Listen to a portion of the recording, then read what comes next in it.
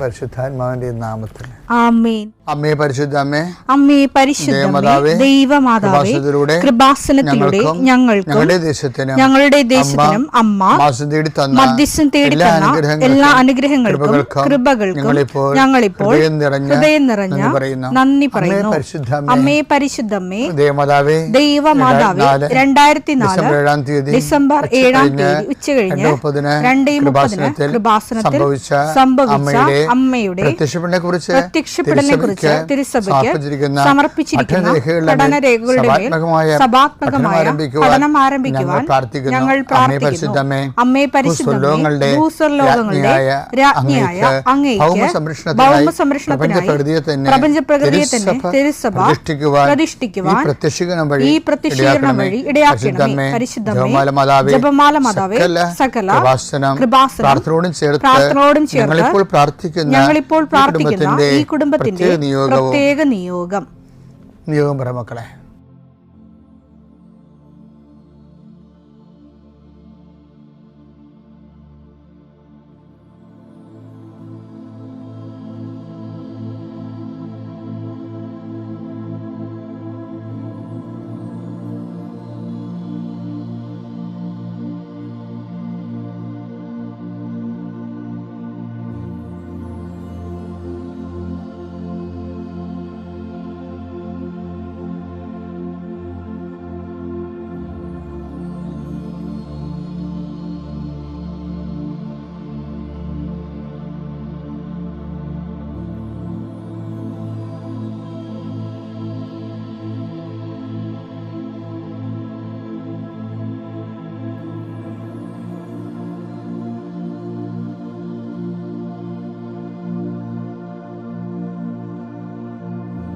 അമ്മയുടെ പ്രത്യക്ഷീകരണത്തിന്റെ ഈ അനുഗ്രഹവേളയിൽ ഞങ്ങൾക്ക് സാധിച്ചു തരുവാൻ കനിയണമേ.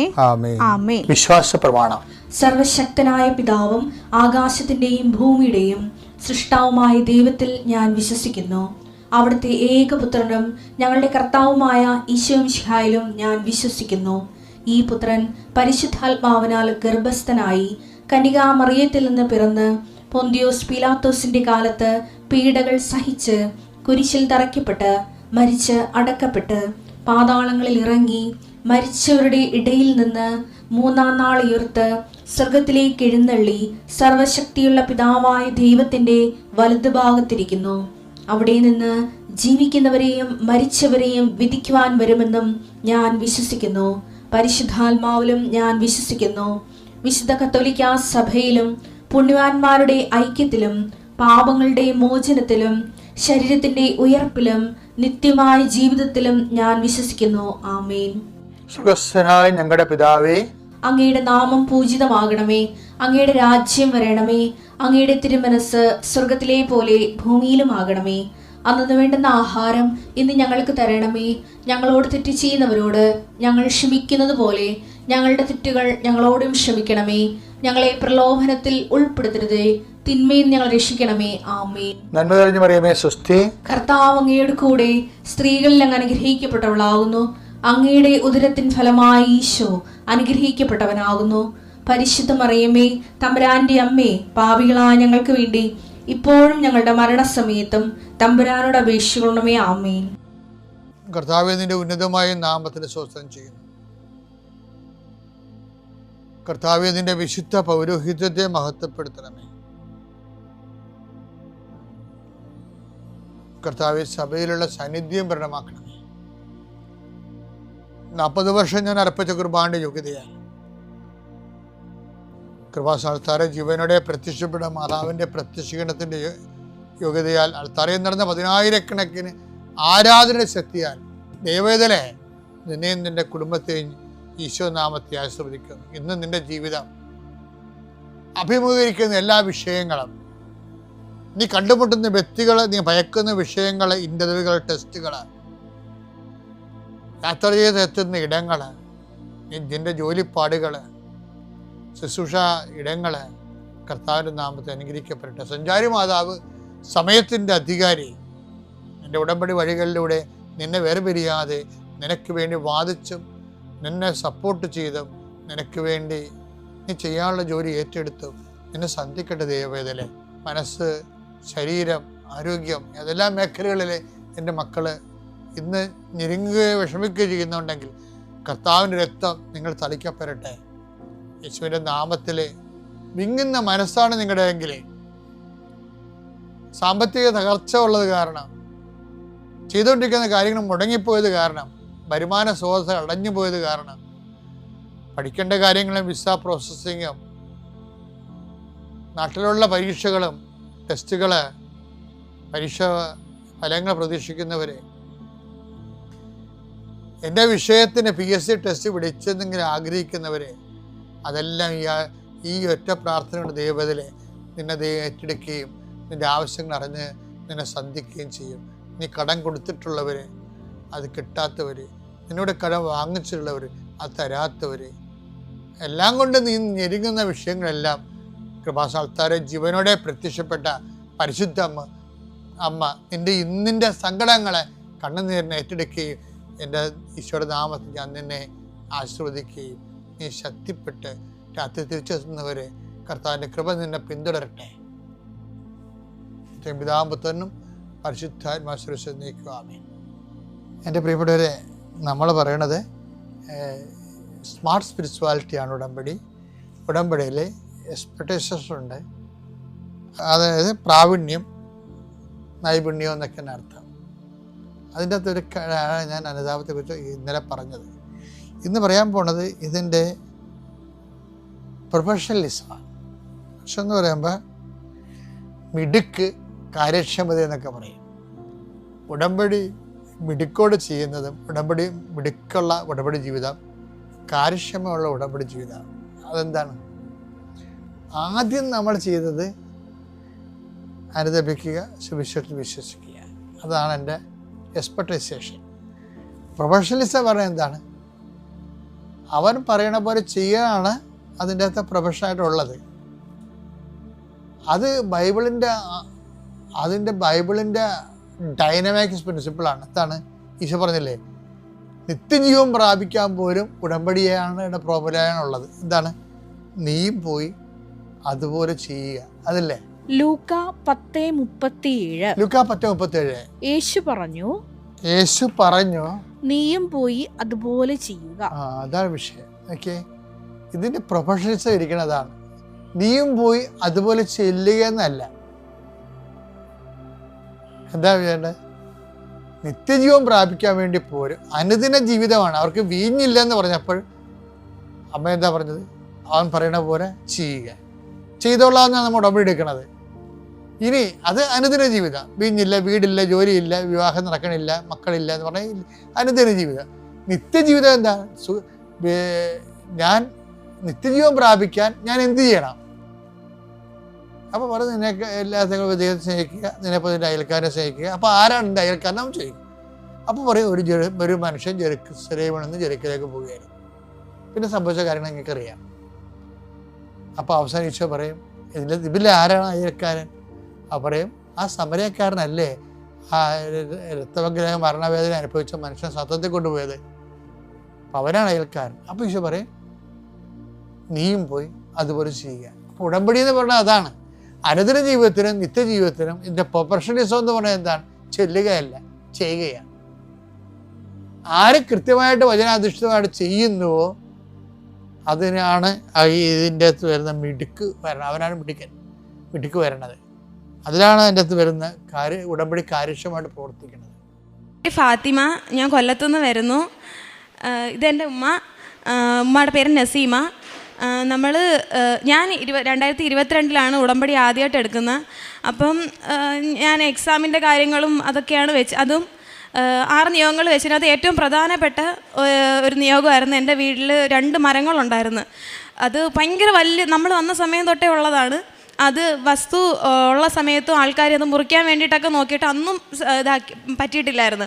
നമ്മൾ വന്ന് കുറേ നാളായപ്പോഴത്തേക്ക് ഇത് ഭയങ്കരമായിട്ട് വലുതായി. ലൈൻ കമ്പിയിലും എല്ലാം കിടക്കുന്നത്. പിന്നെ അയൽക്കാരുടെ ഭയങ്കര കരിയില വീഴുന്നു. അങ്ങനെയാണ് കാറ്റ് വന്നിരുന്ന നമ്മളെ വീട്ടിലോട്ട് വന്ന് വീഴും അങ്ങനെയൊക്കെ പറഞ്ഞ് ഭയങ്കരമായിട്ട് അയൽക്കാരുടെ വഴക്കുകളും കാര്യങ്ങളും ഒക്കെ ഉണ്ടായിരുന്നു.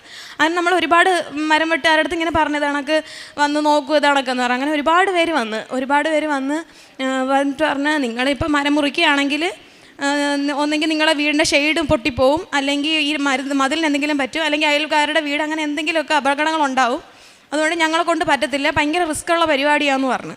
അപ്പം നമ്മൾ പറഞ്ഞ് എന്താ അങ്ങനെയാണെങ്കിൽ പോട്ടെന്ന് വിറഞ്ഞു നിന്ന്. അതിന് ശേഷം വീണ്ടും നമ്മളെ മാമയൊക്കെ ഒരുപാട് പേര് ആൾക്കാരെ കൊണ്ടുവന്ന് അവരിങ്ങനെ വന്നിട്ട് പറയും ഇത് ഭയങ്കര റിസ്ക്കുള്ള പരിപാടിയാണ്, ഞങ്ങളെ കൊണ്ടൊന്നും ചെയ്യാൻ പറ്റത്തില്ല, നിങ്ങൾക്ക് എന്തെങ്കിലും അപകടമൊന്നും പറ്റത്തില്ല, ഞങ്ങൾ എന്തെങ്കിലുമൊക്കെ മുറിച്ച് കഴിഞ്ഞാൽ നിങ്ങൾ എന്തെങ്കിലും അപകടമൊക്കെ പറ്റിയാലും നിങ്ങൾ സഹിച്ചോണം, അങ്ങനെ രീതിയിലൊക്കെ അവർ സംസാരിക്കുമായിരുന്നു.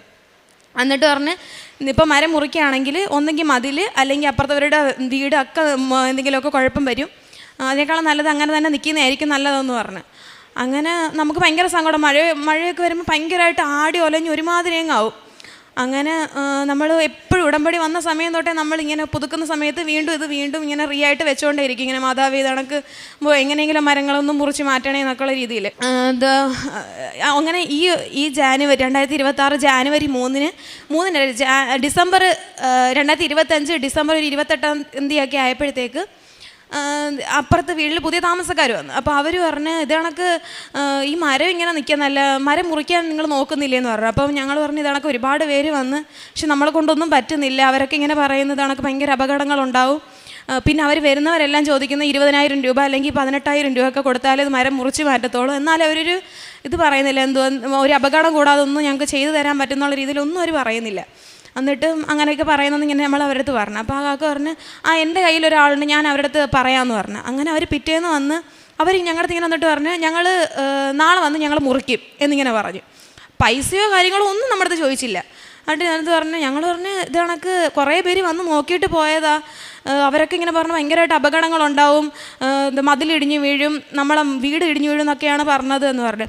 അതൊന്നും സാരമില്ല, ഞങ്ങൾ നല്ല പോലെ മുറിച്ച് തരും, നിങ്ങൾക്ക് നാളെ പറ്റുമോ എന്ന് ചോദിച്ചു. അപ്പോൾ ഞങ്ങൾ പറഞ്ഞു ഓ ശരി ഞങ്ങൾക്ക് കുഴപ്പമില്ല എന്ന് പറഞ്ഞു. അപ്പം പറഞ്ഞു എന്നാൽ വേഗം KCB ചെന്ന് ലൈനിന് വേണ്ടിയിട്ടുള്ള കാര്യങ്ങൾ, ലൈൻ ഓഫ് ചെയ്യാനുള്ള കാര്യങ്ങളൊക്കെ നിങ്ങൾ ആപ്ലിക്കേഷൻ കൊടുത്തോളാൻ പറഞ്ഞു. ഞാനും അതടക്കം കൊടുത്തിട്ട് ഞാൻ ഉമ്മ അടുത്ത് വന്നിട്ട് പറഞ്ഞു അത് നടക്കുമോ? അപ്പോൾ ഉമ്മ പറഞ്ഞു നടന്നു കഴിഞ്ഞ് നമ്മൾ എന്തായാലും നമ്മൾ സാക്ഷ്യം പറയാൻ പോകും, ഇത് മാതാവ് കൊണ്ട് തന്നെയായിരിക്കും, നമുക്കത് എന്തായാലും നമുക്ക് നോക്കാമെന്ന് പറഞ്ഞു. അങ്ങനെ ഞാൻ പോയി ആപ്ലിക്കേഷനൊക്കെ കൊടുത്ത് അങ്ങനെ ഇവർ 31-ാം തീയതി ഡിസംബർ 30-ാം തീയതി വന്നു. അപ്പം അവർക്ക് വേറെ എന്തോ ഇഷ്യൂ കാര്യങ്ങളായപ്പോൾ അവർ പറഞ്ഞ് ഞങ്ങൾ വന്ന് 3-ാം തീയതി ന്യൂ ഇയർ ഒക്കെ ആയപ്പോഴത്തേക്ക് അവർ പറഞ്ഞ് ന്യൂ ഇയർ ഒക്കെ കഴിയട്ടെ നമ്മൾ 3-ാം തീയതി വന്ന് മുറിക്കാമെന്ന് പറഞ്ഞു. അങ്ങനെ 3-ാം തീയതി രാത്രി 2-ാം തീയതി രാത്രിയൊക്കെ നമുക്ക് ഭയങ്കര പേടിയായിരുന്നു, അയ്യോ എങ്ങനെയായിരിക്കും, ഇനി എന്തെങ്കിലും അപകടങ്ങൾ വരുമോ, അങ്ങനെ നമ്മളെ വീടിന് എന്തെങ്കിലും പറ്റിയാലും നാട്ടുകാർ മീൻസ് അയൽവാസിൻ്റെ കാര്യം അവരുടെ ഒന്ന് വരരുതല്ലോ എന്നുള്ള രീതിയിൽ നമ്മൾ ഭയങ്കര പേടിയായിരുന്നു. ഒന്ന് വരല്ല, ഇപ്പം നമ്മൾ ഇങ്ങനെ പറയായിരുന്നു നമ്മളെ അതിലിന് എന്തെങ്കിലും കുഴപ്പമുണ്ടായാലും കുഴപ്പമില്ല, അപ്പുറത്തും ആർക്കൊന്നും ഒന്നും വരാതിരുന്നാൽ മതിയായിരുന്നു എന്നിങ്ങനെ പറഞ്ഞു. അപ്പം ഞാൻ പറഞ്ഞു ഇല്ല അമ്മ പ്രാർത്ഥിക്കാം നമുക്ക് എന്ന് പറഞ്ഞു. അങ്ങനെ ഉമ്മ സായന പ്രാർത്ഥനയിൽ പ്രാർത്ഥിക്കുന്ന സമയത്ത് ഇങ്ങനെ മാതാവിൻ്റെ അടുത്ത് ഇങ്ങനെ പ്രാർത്ഥിക്കുമായിരുന്നു, മാതാവ് ഒരു കുഴപ്പമൊന്നും ഇല്ലാതെ എല്ലാം ശരിയാക്കി തരണേന്ന്. പിറ്റേന്ന് രാവിലെ ഉറക്കം എഴുന്നേറ്റ് ഉടനെ ചെന്ന് ഉപ്പിട്ട് 2 മരത്തിൻ്റെ താഴെ ഉപ്പിട്ട് പ്രാർത്ഥിച്ച് വിശ്വാസ പ്രമാണം ചൊല്ലി കുരിശു വരച്ച് അതിന് ശേഷമാണ് ആൾക്കാർ വന്നത്. ഒരു 9 മണിയൊക്കെ ആയപ്പോഴാണ് ആൾക്കാർ വന്നത്. ആൾക്കാർ വന്ന് പെട്ടെന്ന് മേളിൽ കയറുന്നു, മരം മുറിക്കുന്നു, കൊമ്പുകൾ അറുത്തിടുന്നു. നമ്മൾ തന്നെ ആലോചിച്ച് നോക്കി ഇത് കണക്ക് അവർ പറഞ്ഞ ആൾക്കാരൊക്കെ അതും ഇതൊക്കെ പറഞ്ഞിട്ടും അവരൊക്കെ അത് ലൈൻ പോലെ ലോഫ് ചെയ്യാതെ തന്നെ അവർ ഓരോരുത്തരും മേളിൽ കയറുന്നു, കൊമ്പുകളെല്ലാം ഇതാക്കിയിട്ട് മറ്റേ സ്ട്രെയിറ്റ് ആയിട്ട് മരം നിർത്തിയിരിക്കുക. എന്നിട്ട് പറഞ്ഞു ഇനി ബാക്കി നമ്മൾ കാപ്പി പിടിച്ചിട്ട് വന്നിട്ട് മുറിക്കാമെന്ന് പറഞ്ഞു. അപ്പം ഞാൻ ഇങ്ങനെ വെളിയിൽ ചെന്നിട്ട് നോക്കാൻ നേരത്ത് മരം പകുതി മുക്കാലും മുറിച്ച് കഴിഞ്ഞ്, പിന്നെ ഇനി വലുതായിട്ട് ഇനി അവർ കെട്ടി ഇറക്കിയാൽ മതി. അപ്പോൾ ഞാൻ പറഞ്ഞു പകുതിയും തീർന്നു കേട്ടോ എന്നിങ്ങനെ പറഞ്ഞു. അപ്പം പറഞ്ഞാൽ അത് എല്ലാം മാതാവിൻ്റെ കൃപയല്ല. ഉമ്മ ഇങ്ങനെ പ്രാർത്ഥിച്ചുകൊണ്ടിരിക്കുക, എപ്പോഴും ഇങ്ങനെ ഒരു ആഹാരം പോലും കഴിക്കാതെ ഇങ്ങനെ പ്രാർത്ഥിച്ചുകൊണ്ടിരിക്കുക. KCB-കാർ വന്ന് ലൈനൊക്കെ ഓഫാക്കി തന്ന് അങ്ങനെ നമ്മളെ മാവ് മൊത്തം മുറിച്ച് പകുതിയാക്കി പറങ്കാവോട്ട് മുറിക്കാനായിട്ട് പോകും അവർ. അതിന് പറങ്കാവ് മുറിച്ചുകൊണ്ടിരിക്കുന്ന സമയത്ത് മുറിച്ചുകൊണ്ടിരിക്കുന്ന ആൾ ഇച്ചിരിയും കൂടെ വൈകിട്ടായി, ഒരു 5 മണിയോളമായി. അപ്പോൾ അവർക്ക് 6:30 ആകുമ്പോഴത്തേക്ക് ഇത് ലൈനൊക്കെ ഇടണം, അതുകൊണ്ട് വേഗം മുറിക്കണം എന്ന് പറഞ്ഞ് KCB-ന്ന് ആൾ വന്നു. അങ്ങനെ ഇവർ പെട്ടെന്ന് എല്ലാവരും വെപ്രാളത്തിൽ നീളം കൂട്ടി മുറിച്ച സമയത്ത് ഇയാളുടെ കയ്യിൽ നിൽക്കാതെ ഈ മരത്തിന് വലിയ കൊമ്പ് വന്ന് വീണത് കറങ്ങി തിരിഞ്ഞപ്പോൾ നമുക്കറിയാം അത് വന്നു കഴിഞ്ഞ് കഴിഞ്ഞാൽ നേരെ വന്ന് നമ്മൾ ഷെയ്ഡിലിടിക്കും. ഷെയ്ഡ് ഒന്നെങ്കിൽ ഇടിഞ്ഞ് മൊത്തത്തിൽ പോകും. അല്ലെങ്കിൽ ആ മരത്തിലാണ് ഇടിക്കുന്നെങ്കിൽ ആ മരത്തിലിരിക്കുന്ന ആളും താഴെ നിൽക്കുന്ന ആളുടെ ദേഹത്ത് നിന്ന് വന്ന് വീഴും, അതിനകത്ത് ആരെങ്കിലും ഒരാൾ മരിക്കും. ആ ഒരു രീതിയിലായിരുന്നു. അതിന് ഞാൻ നോക്കാതെ നേരത്ത് ഉമ്മ ഇങ്ങനെ ഫ്രണ്ടിൽ ഇങ്ങനെ നിൽക്കുമായിരുന്നു. ഈ മരം എന്നിട്ട് ആ ശിഖരം വന്ന് നേരെ വന്ന് നമ്മളെ പ്ലാവിനകത്തിൽ ആരോ കൊണ്ടുവന്ന് തട്ടിക്കുന്ന രീതിയിൽ വന്ന് എന്നിട്ട് അതിനകത്ത് ഒരുപാട് ചക്കകൾ നിൽപ്പുണ്ടായിരുന്നു. അത് വലിയ വലിയ ചക്കകൾ. അതിനകത്തുനിന്ന് ഒരു ചക്ക അത്രയും ഫോഴ്സിന് ആ മരം വന്ന് വീണേണ്ട ആ ചക്ക ആ ഒരു വലിയ ചക്ക വന്ന് നേരെ ഉമ്മ നിൽക്കുന്നതിൻ്റെ നേരെ വരുമായിരുന്നു. അങ്ങ് ദൂരെയാണ് ആ പ്ലാവ് നിൽക്കുന്നത്. ഉമ്മ ഇച്ചിരി നല്ല ദൂരെയാണ് നിൽക്കണത്. അവിടുന്ന് ആ ചക്ക ഉരുണ്ട് വന്ന് ഉമ്മ നിൽക്കുന്നതിന് അടുത്തോട്ട് ഇങ്ങനെ ഉരുണ്ട് വരും. അപ്പോൾ ഉമ്മാടതിൽ ആരോ പറഞ്ഞ് മാറ്റുന്ന രീതിയിൽ ഉമ്മ ജസ്റ്റ് ഇങ്ങനൊന്ന് മാറിയതും അത് ജസ്റ്റ് ഉമ്മ നിന്ന് ആ ഭാഗത്ത് തന്നെ വന്ന് ചക്ക ഇടിച്ച് എന്നിട്ട് അവിടുത്തെ മതിൽ മൊത്തം പൊട്ടിപ്പോയി. അപ്പോൾ അവിടെ നിൽക്കുന്ന എല്ലാവരും പറഞ്ഞു, നിങ്ങൾക്ക് എന്തോ അനുഗ്രഹമുണ്ട്, ഇത്രയും കുഴപ്പങ്ങളൊന്നും വന്നില്ല, നിങ്ങളിപ്പോൾ മരിച്ചു പോകണ്ടായിരുന്നു, ഇപ്പോൾ ആ വലിയ ചക്ക നെഞ്ചത്ത് വീണ്ടിരുന്നെങ്കിൽ ഇപ്പോൾ എന്തോ സംഭവിച്ചാൽ മരമുറിയോ ഒന്നും നടക്കത്തില്ലായിരുന്നു, നിങ്ങളിപ്പോൾ ഇവിടെ ഒരു മരണം തന്നെ സംഭവിച്ചായിരുന്നു പറഞ്ഞാൽ അത്രയ്ക്കും വലിയ ചക്ക അത്രയ്ക്കും ഫോഴ്സിനാണ് വന്നത്. അത് വെച്ചാൽ അവിടെ നിന്ന് മതിൽ മൊത്തത്തിൽ ആ റൗണ്ടിൽ അത്ര ആ ചക്കയുടെ വലുപ്പത്തിൽ തന്നെ പൊട്ടിപ്പോയി. അങ്ങനെ ആൾക്കാരെല്ലാവരും ഇങ്ങനെ പറഞ്ഞത് നിങ്ങൾക്ക് എന്തോ അനുഗ്രഹമുണ്ട്. ഒന്നാമത് തന്നെ ഈ മരം ഇത്രയും ഇതായിട്ട് നിന്നിട്ട് പോലും നിങ്ങളെ ഇത് കണക്ക് ആൾക്കാർ വന്ന് പെട്ടെന്നത് മരം മുറിക്കുന്ന അതൊക്കെ എന്തോ ഭാഗ്യം തന്നെ നിങ്ങളെന്ന് പറയും. അതെല്ലാം നമ്മളെ മാതാവിൻ്റെ മധ്യസ്ഥ നിന്ന് കർത്താവ് ചെയ്തു തന്നെ ഞങ്ങൾക്ക് പൂർണ്ണ വിശ്വാസമുണ്ട്. കാരണം ഇത്രയും നാൾ ഈ 14 വർഷമായിട്ട് ഇത്രയും ആൾക്കാർ വന്ന് നോക്കിയിട്ട് പോലും ഇതുവരെ അതിന് ഒന്ന് ചെയ്യാൻ ആരൊരാൾ പോസിറ്റീവ് പറഞ്ഞിട്ടില്ല. വരുന്നവരെല്ലാം 15-16 രൂപ അല്ലെങ്കിൽ 20,000 രൂപ ഉണ്ടെങ്കിൽ തന്നെ ഞങ്ങൾ മുറിക്കത്തോളം മുറിച്ച് കഴിഞ്ഞാൽ അങ്ങനെ ചെയ്യും ഇങ്ങനെ പോകുന്നൊക്കെ ഇങ്ങനെ പറഞ്ഞിട്ട് അത് ഇങ്ങനെ പൂ പറിച്ച് കളയുന്ന രീതിയിലാണ് 2 മരങ്ങളും മുറിച്ച് തന്നത്. അത് കഴിഞ്ഞിട്ട് അയൽക്കാരെല്ലാം മുറിച്ച് കഴിഞ്ഞിട്ട് എല്ലാത്തിനും വന്ന് നോക്കിയാൽ എവിടെയെങ്കിലും വന്ന് ഇടിച്ച് വീണോ, എവിടെയെങ്കിലും എന്തെങ്കിലും പൊട്ടിപ്പോയോ, അങ്ങനെയൊക്കെയാണ് ആൾക്കാർ വന്ന് ചോദിച്ചത്. നമ്മൾ പറഞ്ഞ് തറയൊന്ന് ചെറുതായിട്ടൊന്ന് പൊട്ടിയതേ ഉള്ളൂ, വേറെ ഒന്നും സംഭവിച്ചില്ല എന്ന് പറഞ്ഞു. അവരൊക്കെ ഭയങ്കര അത്ഭുതത്തോടെ പറയുന്നത്, നിങ്ങൾ മരങ്ങൾ പെട്ടെന്ന് മുറിച്ചല്ലേ, നിങ്ങൾ ഒരു മതിൽ പോലെ ഇളക്കി മാറ്റേണ്ടല്ലായിരുന്നല്ലേ, എല്ലാം റെഡിയാക്കി നിങ്ങൾക്ക് തന്നല്ലേ, നിങ്ങൾ എന്തോ അനുഗ്രഹമുള്ള ആൾക്കാരാണെന്നൊക്കെ ഇങ്ങനെ പറയും. നമ്മൾ പറഞ്ഞാൽ ഇങ്ങനെ ദൈവത്തിൻ്റെ കൃപയിൽ നമ്മളത് നടത്തിയതാ എന്നുള്ള രീതിയിൽ അത് നമ്മളിങ്ങനെ മനസ്സിൽ പറയും, അതാവേ ഞങ്ങളൊന്ന് സാക്ഷ്യം പറഞ്ഞേക്കാവേ. അത്രയ്ക്ക് വലിയ രീതിയിലാണ് നിന്നത്. പിന്നെയെന്ന് പറഞ്ഞാൽ അത് മാതാവിൻ്റെ കൃപയിലാണെന്ന് ഞങ്ങൾ ഇന്നും വിശ്വസിക്കുന്നത്. കാരണം വെച്ചാൽ അത്രയ്ക്കും ഇതിലാണ് നിന്നത്. പിന്നെ രണ്ടാമെന്ന് പറഞ്ഞാൽ നമുക്ക് വീടിൻ്റെ മെയിൻ്റെനൻസിന് വേണ്ടിയിട്ട് നമ്മൾ ലോണിന് ഒരുപാട് അപേക്ഷിച്ചുകൊണ്ടിരുന്നതായിരുന്നു. ഒരുപാട് വട്ടം നമ്മൾ പഞ്ചായത്തിലൊക്കെ കയറി ചോദിച്ചുകൊണ്ടൊക്കെ ഇരുന്നത്. അപ്പോൾ അവർ പറഞ്ഞത് നമുക്ക് പറ്റത്തില്ല, ഇപ്പോഴും അങ്ങനെ സാങ്ഷൻ ഒന്നും പറയത്തില്ല, വെറും നിർദ്ധരായിട്ടുള്ള ആൾക്കാർക്കേ പറ്റത്തുള്ളൂ, അല്ലെങ്കിൽ എന്തെങ്കിലും വലിയ രോഗങ്ങളുള്ള ആൾക്കാർക്കേ പറ്റത്തുള്ളൂ, അങ്ങനെയൊക്കെ പറഞ്ഞു. അങ്ങനെ ഇരിക്കുമ്പോഴത്തേക്ക് ഒരു ലോണിൻ്റെ കാര്യം ഇങ്ങനെ നമ്മളിങ്ങനെ കേട്ട് അങ്ങനെ നമ്മൾ വില്ലേജിൽ തന്നെ ഇതാക്കിയപ്പോഴത്തേക്ക് അവർ പറഞ്ഞു നിങ്ങൾ ആപ്ലിക്കേഷൻ കൊടുത്തോളാൻ പറഞ്ഞു.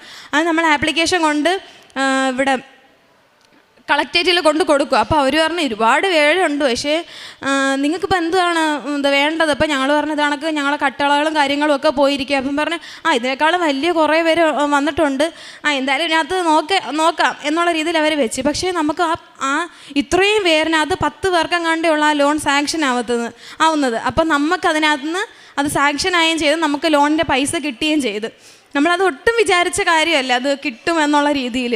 പിന്നെ ഞാൻ നഴ്സിംഗ് പഠിച്ച് ഇപ്പം കംപ്ലീറ്റ് ചെയ്തതാണ്. അപ്പം ഞാൻ നഴ്സിംഗിന് ഫസ്റ്റ് ഇയർ വരുന്ന സമയത്ത് ഇവിടെ വന്ന് അച്ഛൻ്റെ കയ്യിൽ നിന്ന് ബ്ലെസ്സിങ്സൊക്കെ മേടിച്ച് അതേ കണക്ക് കാശ് രൂപമൊക്കെ ആയിട്ടാണ് ഞാൻ എക്സാം ഹാളിലൊക്കെ പോകുന്നത്.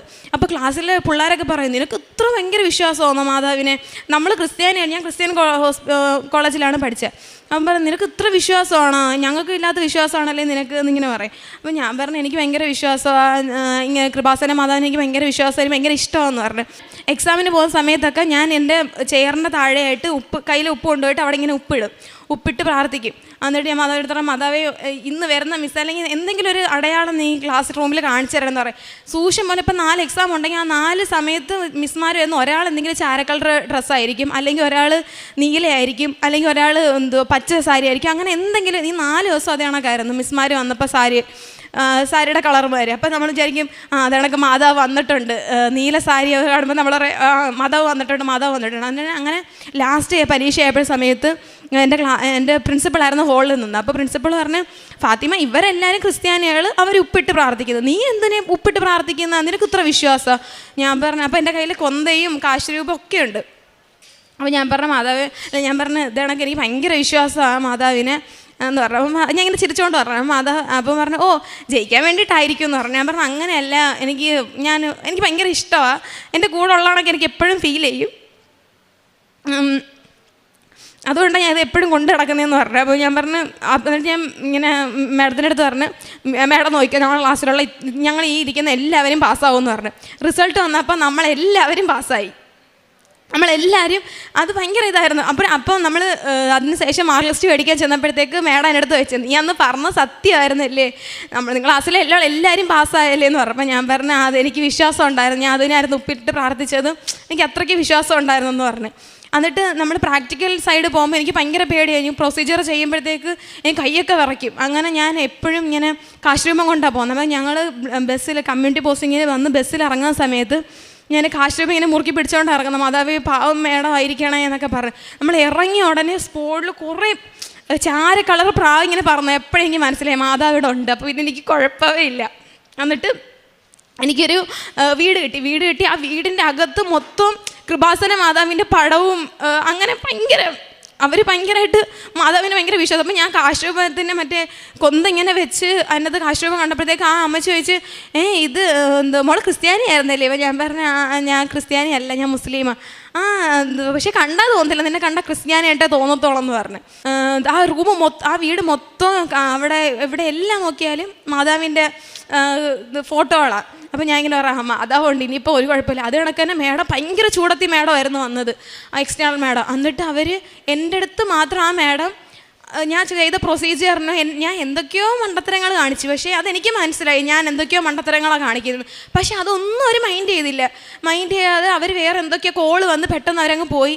അപ്പോൾ ഞങ്ങൾ ഇൻ്റേണൽ മേഡം പറഞ്ഞു, നീ ചെയ്തത് മതി, അവർ കണ്ട് മതി എന്ന് പറഞ്ഞു. കാരണം വെച്ചാൽ ഞാൻ അധികം ഒന്നും ചെയ്തില്ല, ഞാൻ അത്രയ്ക്ക് പേടിച്ചാണ് നിന്നത്. അവർ ഞാൻ ഇങ്ങനെ വിചാരിക്കാം, മാതാവ് എന്തായാലും അത് ഞാൻ ചെയ്ത തെറ്റങ്ങളും കണ്ടുപിടിച്ചായിരുന്നെങ്കിൽ ഇപ്പം ഞാൻ തീർന്നേനെ. അങ്ങനെ എനിക്കത് ഭയങ്കര അനുഗ്രഹമായിരുന്നു. മാതാവ് എൻ്റെ കൂടെയുള്ള രീതിയിലായിരുന്നു എനിക്ക് ഫീൽ ചെയ്തത്. പിന്നെ നമ്മൾ കാരുണ്യ പ്രവർത്തനം എന്ന് പറഞ്ഞാൽ ഉമ്മ ഇവിടെ എപ്പോൾ വന്നാലും ഒരു 300 രൂപയ്ക്കോ 500 രൂപയ്ക്കോ പത്രം മേടിക്കും. പത്രം മേടിച്ച് ഉമ്മ ആണെങ്കിൽ വീട് തോറും പത്രങ്ങൾ ഒന്ന് കൊടുത്ത് ആളടുത്ത് ഇങ്ങനെ പറയുന്നത് കണക്ക് മാതാവിൻ്റെ അടുത്ത് പോകണം, മാതാവ് ഭയങ്കര അത്ഭുതമുള്ള മാതാവാന്നൊക്കെ പറഞ്ഞ് ഉമ്മ ഇങ്ങനെ പ്രാർത്ഥിച്ച് പത്രങ്ങൾ കൊടുക്കും. അങ്ങനെ നമ്മൾ പ്രേക്ഷക പ്രവർത്തനം അങ്ങനെ ചെയ്യുന്നത്.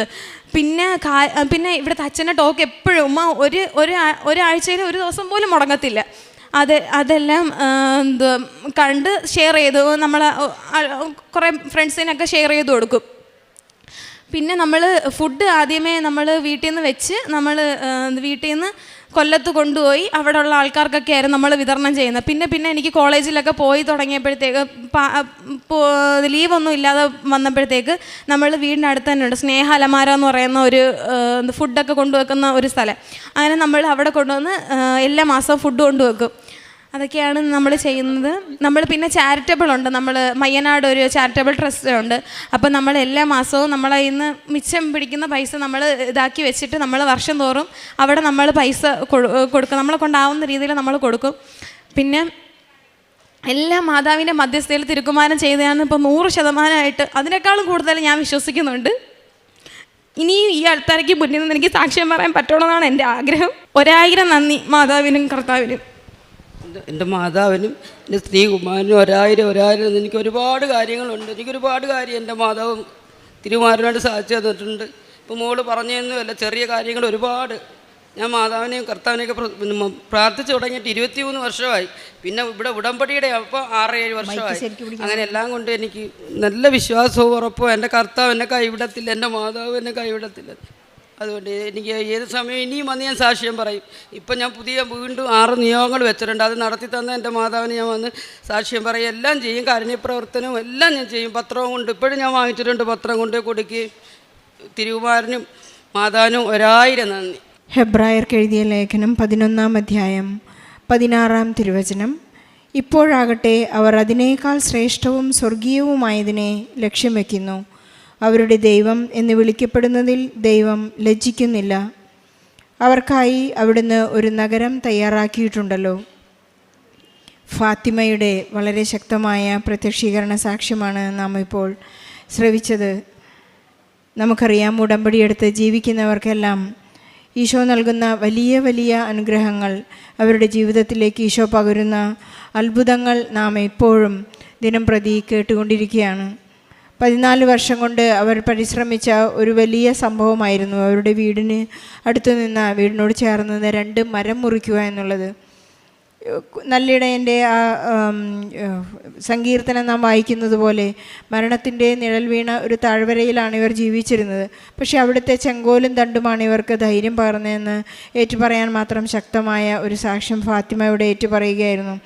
ഉടമ്പടി എടുത്തു കഴിഞ്ഞ് ഇവർ പ്രാർത്ഥിച്ച് നേർച്ച വസ്തുക്കൾ ഉപയോഗിച്ച് കഴിഞ്ഞപ്പോൾ വളരെ ചുരുങ്ങിയ ദിവസം കൊണ്ടാണ് വീടിനും അയൽവാസികൾക്കും ആർക്കും ഒരു ഉപദ്രവവും അപകടവും കൂടാതെ ആ മരങ്ങൾ മുറിച്ചു മാറ്റാനായി അവർക്ക് സാധിച്ചത് എന്നവർ ഏറ്റു പറയുന്നു. അതുപോലെ തന്നെ വലിയ വലിയ എമൗണ്ടായിരുന്നു പാവപ്പെട്ടവരായ മക്കളുടെ കയ്യിൽ നിന്ന് അവർ വാങ്ങാനായി എമൗണ്ട് മുറിച്ചു മാറ്റാനായി അവർ ചോദിച്ചിരുന്നത്. പക്ഷേ പരിശുദ്ധ അമ്മയുടെ ആ മാധ്യസ്ഥത്തിലാണ് ഈശോ തന്നെയാണ് ആ അപകട സാധ്യതകളെ എടുത്തു മാറ്റിയത്.